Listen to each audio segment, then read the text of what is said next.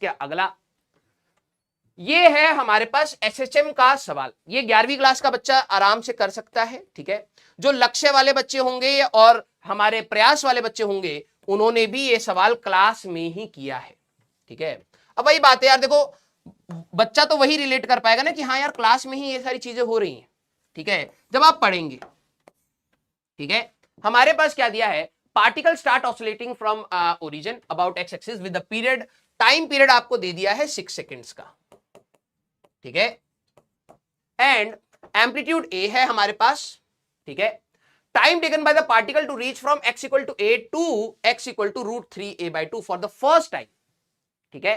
तो आपको फेजर से ये बात बार बार आराम से बताई थी यार, देखो जब पार्टिकल फेजर में पार्टिकल यहां होगा तब ये ए पर है, और जब ये पार्टिकल यहां से चलते चलते चलते चलते ऐसे आ जाए, इन्होंने कहा है कि ये वाली वैल्यू कितनी हो जाए, √3a/2, ठीक है, √3a/2। तो मैं अगर इस वाले एंगल को थीटा मान लेता हूं, ठीक है, तो अगर आप यहां से हमारे पास देखें, ये हमारे पास a है, तो cos थीटा अगर आप लगाएंगे तो बेस ओवर हाइपोटेन्यूज आएगा बेटा। आप फंक्शन से जाना चाहते हैं, फंक्शन से भी जा सकते हैं, ठीक है। तो बेस में आपका √3/2 आपका आ जाएगा, तो थीटा की वैल्यू आपकी 30 डिग्री या फिर π/6 रेडियंस आपको मिलेगी। और अगर आप फेजर में बात करें तो ये कांस्टेंट ओमेगा से ही हमारे पास घूम रहा होता है ना।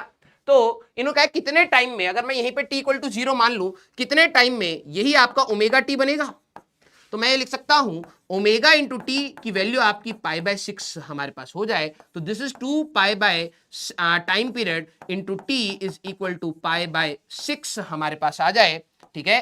तो पाई से पाई कैंसिल आउट हो जाएगा बेटा, टाइम पीरियड आपका 6 है, तो t की वैल्यू 1/2 आ रही है, 0.5 सेकेंड्स।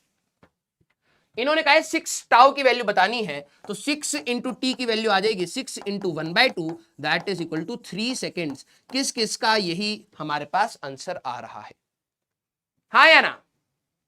तो आपको फेजर्स की भी चीजों को याद रखना है, clear, yes, very good.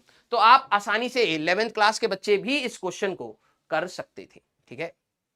Question में देखो डिफरेंस हो सकता है कि आपका पार्टिकल, देखो अब कुछ बच्चे बोलेंगे, अब मैं आपको यहां पर बता देता हूं, अब वही बात है ना, सबके में छोटी छोटी वेरिएशंस हो सकती हैं बेटा, ठीक है।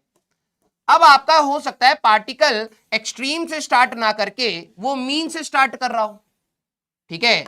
एक्सट्रीम से स्टार्ट ना करके हो सकता है मीन से स्टार्ट कर रहा हो, फिर यहां से यहां कहीं गया हो सकता है कि वो वैल्यू आपको √3a/2 ना देके a/√2 दे दी, a/2 दे दिया, या तो ये हो सकता है। फिर आपसे टाइम पूछ लिया, फिर यहां से लेके वो दूसरे एंड तक, इधर से इधर तक का टाइम आपसे पूछ ले, तो आपने ये वाला एंगल निकाला, ये वाला एंगल निकाला, कितना एंगल रोटेट हुआ, उसके हिसाब से टाइम। तो ये सारी चीजें क्लास में बताई गई हैं,